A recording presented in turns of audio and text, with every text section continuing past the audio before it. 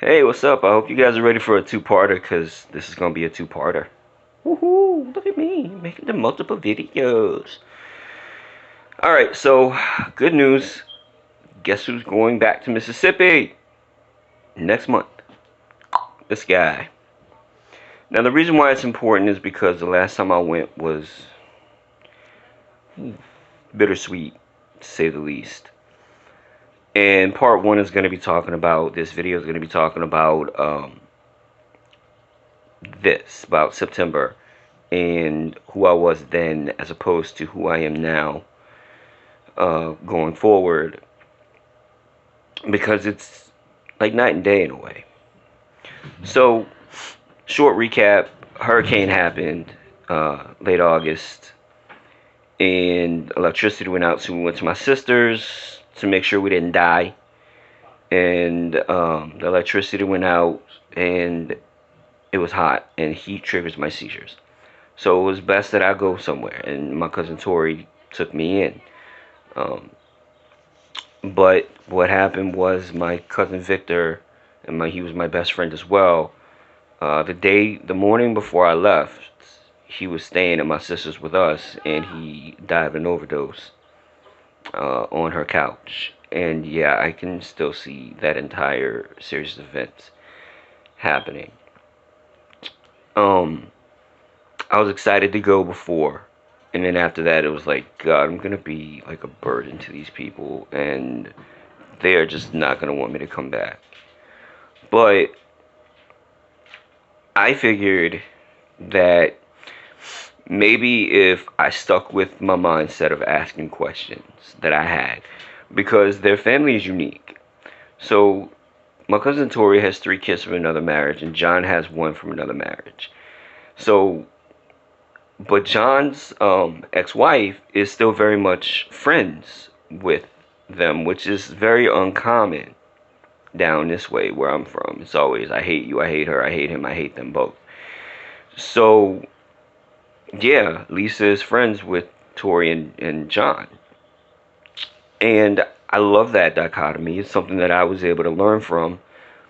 I just wish my ex would have learned from it. But anyway, so what's unique about Tori's kids is that she has Phelan, who is trans.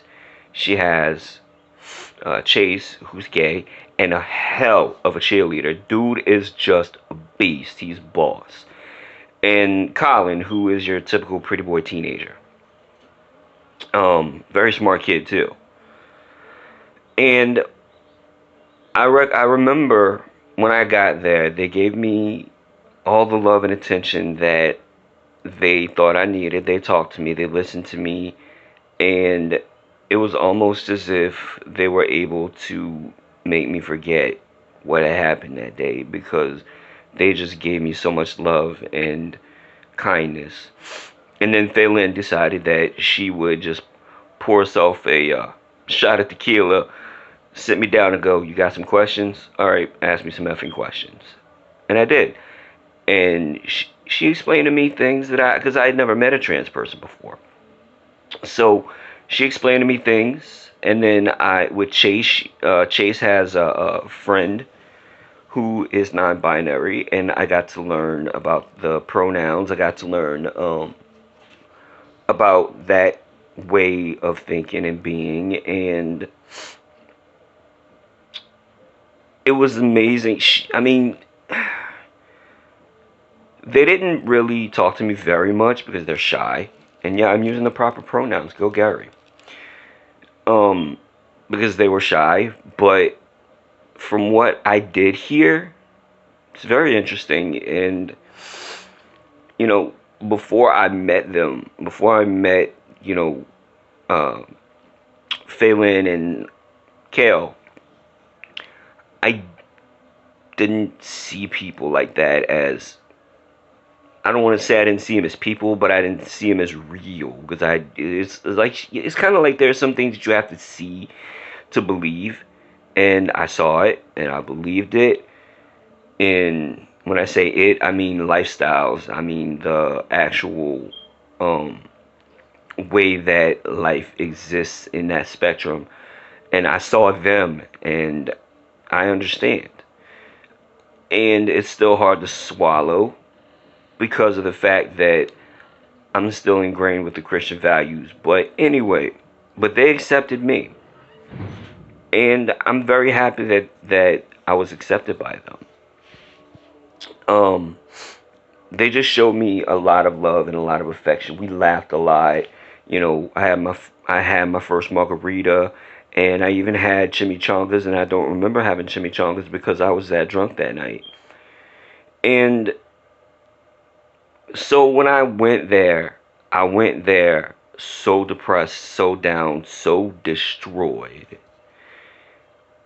And I gradually just went higher and higher and higher into being better. And when I left, it was like I was at that point to where I was able to be okay. I was okay. I was able to smile. You know, um, I got to see family that I hadn't seen in forever. I had gotten to see I met new people, and I was okay in a crowded place. I learned how to, for the first time in a long time, figured out that my anxiety didn't control me, that I could control it if I tried hard enough. So I learned a lot of lessons, and that was my trip to Mississippi then. Part two is coming up about my trip to Mississippi in May.